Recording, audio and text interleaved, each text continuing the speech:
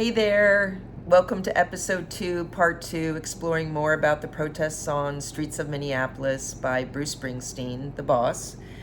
This recording is actually a redo, so if you're accessing it, you're in the right place, you've got the right one. And if you haven't already, check out the part 1 of this video where I am dancing to the lyrics video of this song. I just want to see if people are actually able to see it. I think I might have been flagged for copyright by Bruce Springsteen's record label. So just let me know in the comments if you can see it. Anyway, if you're new here, welcome to my channel. My name is Dr. Jeneve Brooks. I'm a sociologist and a protest music scholar. And I like to focus on high energy protest music that can move our bodies, minds, and hearts towards individual and collective evolution. Please hit subscribe, share the videos, and I would love to spread these social change messages far and wide. So why I selected Streets of Minneapolis, the political context, I asked folks in last week's video if they had some suggestions for protesting ICE, songs that were doing that. And a few people contacted me and they said that Bruce Springsteen had just released Streets of Minneapolis, an anti-ICE song. And when I listened to it, I actually cried. The first few times I listened to it, it truly captures the angst that a lot of us are feeling at the injustice of the way ICE is being rolled out on American streets.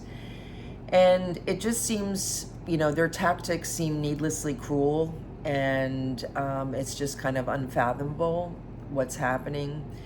And the ICE agents also don't seem well equipped in handling protesters. They don't seem to have the skill set to handle tense situations, and they have overreacted in these situations and have drawn guns. And now we've ended up with 2 American citizens who have ended up dead. Renee Nicole Good on January 7th and Alex Preddy on January 24th. Both were 37. So a bit more about Bruce Springsteen and his music history and his protest music history. So I was looking up, I'm wanting more up-tempo songs because for whatever reason I'm feeling called to dance right now. I think it's all the pent-up energy with what's happening in our world. And even though I've never really thought of Bruce Springsteen as particularly danceable, I mean, you can certainly sway to his music. I think of it, in his concerts, like, holding a lighter and, woo! But Bruce music is, boppable and swingable, and he has been associated with everything from rock to R&B to soul to folk, maybe some country. A lot of genres are mixed in, and most of his albums and tours have been recorded with his E Street Band, which is his, backup band that's been working with him since 1972. And he has an amazing repertoire of, hundreds of songs and 21 albums spanning over 6 decades. And he also has a dizzying amount of awards. He's won multiple Grammys. He's won the Academy Award for The Streets of Philadelphia. He's won the Kennedy Lifetime Achievement Award and the American Medal of Freedom. And within his large repertoire, he already has written numerous protest songs, and I'm just going to name some of the more famous ones. American Skin, 41 Shots, about the tragic killing of Amadou Diallo by the New York City Police Department. How Can a Poor Man Stand Such Times and Live? And that was protesting President George W. Bush's inaction in helping with the aftermath of Hurricane Katrina. Roulette, a song that is about 3 Mile Island meltdown. And then Born in the USA, which a lot of people don't think is necessarily a protest song, but it is. It actually is addressing the way our country kind of turned our backs on Vietnam vets. A lot of people think it's a super patriotic, just rah, rah, rah, USA song. But actually, you need to dive a bit deeper into the lyrics. So anyway, I would say Streets of Philadelphia also, even though it's not necessarily anti-anything, but it is a socially conscious ballad. In that way, it is a protest song and humanizing and empathizing with AIDS crisis, you know, the victims of the AIDS crisis. And now we have Streets of Minneapolis, which I think could arguably become one of his most iconic protest songs. By the way, I link below to a lot of the source material that I'm using for this video, so just check that out. So let's move on to about the song's creation and the immediate reach and the actual day that Freddie was killed. Bruce sat down and wrote the song, and then the next day he recorded it, and then a couple days later he released it. So literally like a week ago it's been released. The song reached #1 on Apple Music, and as of this recording, it has 5.3 million YouTube views. And online streaming platforms, it's estimated it's already in the hundreds of thousands. So the lyrics, let's just look at the lyrics real quick. Now, I'm not going to read all the lyrics. You can access the official lyric video on Bruce Springsteen's YouTube channel. But I just wanted to point out some things that I do think are important. He's getting very specific in the song. This is not a vague, general kind of protest song. It's very direct. He calls out Trump by name twice, King Trump's private army from the DHS, and that's in verse 1. And Trump's federal thugs beat upon, and that's in verse 2. So he's capturing the hyper-militarization and the cruelty of this effort. And in verse 2, Bruce continues, "Their claim was self-defense, sir, just don't believe your eyes. And these whistles and phones against Miller and Noam's dirty lies."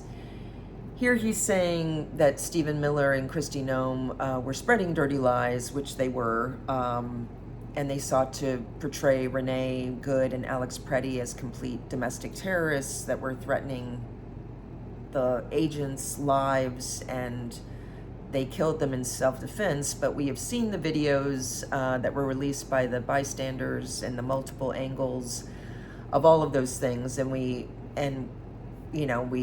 don't believe it. And so he's referencing the meme too that became very famous. Just don't believe your eyes, not their lies. And so he's saying, don't believe your eyes. And then he also gets specific in verse 1 by saying Renee Good's name and Alex Preddy's name, and that's very important. And it's kind of a shout out to other movements where people have been killed. You think of Black Lives Matter, say his name, say her name, and as a way of honoring the victims. And if you think about Minneapolis, with George Floyd or Trayvon Martin, etc. So he also refers to, "Oh, our Minneapolis," in the chorus, "I hear your voice." And it's beautiful because it shows solidarity with the people of Minnesota, and that we are part of you, that we feel for you, that you are our family.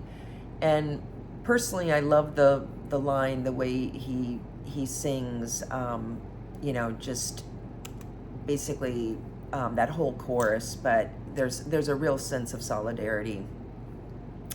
I also wanted to point out in the chorus where he says "ice out now," and he refers to the chants, and you can actually hear chants, I believe in verse 3, but also at the very end of the song you can hear chanting "ice out." And that is a specific framing. Obviously it's a slogan and it's a chant, but it's a specific framing, and I'll get to that at the end of this video.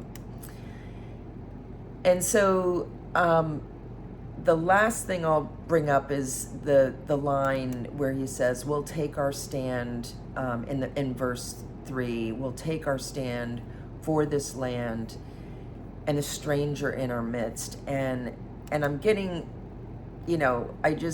I get so kind of emotional when I think about when he sings it, and he goes up in pitch, and he's like, "We'll take our stand for this land and the stranger in our midst." And it's just so like, yes, because You think of the hundreds of thousands of Minnesotans that were in freezing, temperatures, sub-zero temperatures, and millions of people that have come out all across the world, but all across the country. No Kings protests have been some of the biggest protests in American history. The last one, we had 7 million people on the street out of 2,700 cities and towns. So this is not a small movement, people. So we basically, he's noting that we're standing against the blatant cruelty, the corruption of the Trump administration, and I do want to just shout out that the next No Kings is March 28th, so put that in your calendars. And also in terms of the music, this is a 3-chord song. It's written in the key of D. It goes back and forth from a D to a G and then to an A7, and I link below to a really good guitar tutorial. So lastly, I just wanted to touch on a little theory and or research, since I am a sociologist and I love to delve into this stuff. And yesterday when I recorded this video, I was focusing on culture industry theorizing, and I decided to nix that. I want to be more direct to the point. And regarding this whole issue of framing, and you've heard about media framing and the importance of counterframing and who is trying to control the narrative, and in more sociological theorizing, there's the works of Erving Goffman and Binford and Snow, in particular in terms of social movements theorizing. But I just wanted to give a quick definition of a frame based on Goffman's work, and it's basically a mental filter or schema of interpretation that individuals and groups use. Frames simplify complex realities by highlighting specific information while ignoring others, shaping how people perceive, interpret, and respond to social phenomena. And I'm just thinking of the chant "Ice Out Now" that Bruce included in his song, and how it's such a powerful frame. It can't be more clear what the protesters' demands are, and what many across the country are. People have had it with the Gestapo-like tactics of ICE and the misery that they're causing. And I just wanted to note the strong framing at the 2026 Grammys just recently on February 1st of Ice Out. Bad Bunny, when he was doing his acceptance speech for Best Urban Album, he started it out saying, "Before I say thanks to God, I'm going to say Ice Out." And other artists that night, Kalani, Shabuzi, Billie Eilish, either made, or Olivia Dean too, they either made pro-immigrant or anti-ICE statements. And even as part of the red carpet, you saw kind of fashion come to play, although it's not really fashion, it's a button, but it was a lapel pin or a button that said "Ice Out." So we'll take our stand for this land and the stranger in our midst. We will say "Ice Out." And thank you all for checking out this video. Thank you for Bruce for this wonderful song. Thank you to all the protesters and all the people that are standing up and resisting right now, all the independent journalists, Don Lemon, everybody that's really just working to resist this regime. And thank you to the artists. And by the way, next week, it's exciting because the Super Bowl is going to feature some political artists. Bad Bunny is going to be the halftime show, and Green Day is going to open, so it's going to be great. So now for my close. May we release emotion together. May we raise our vibration of love, joy, and unity on this planet. May we spread the important social change messages in these songs that we hear. Please share these songs, hit subscribe, and here's to the highest individual and collective good for all. The revolution will be danced to. Thank you.